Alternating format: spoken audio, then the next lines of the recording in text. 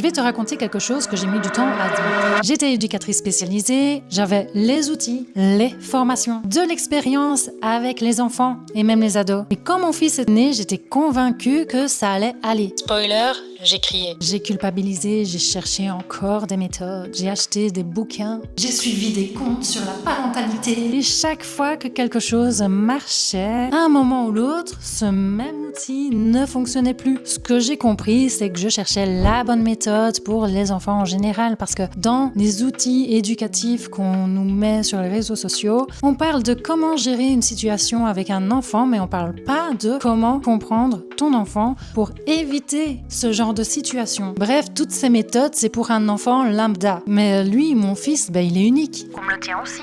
On n'en retrouve pas deux ailleurs. Je pense qu'on est bien d'accord sur ce coup-là. Mon fils, il avait une énergie intense, un besoin de stimulation, de surstimulation. Il a une façon de traiter les émotions comme personne d'autre pour moi. Et le jour où j'ai commencé vraiment à lire son profil, à le comprendre vraiment, j'ai eu la sensation étrange d'avoir enfin mis ses lunettes à lui. J'avais mes lunettes à moi avec mes propres filtres à moi. Là, j'ai ces filtres à lui et je les comprends. Et je vois maintenant ce qui se passe en lui au lieu de réagir à la surface.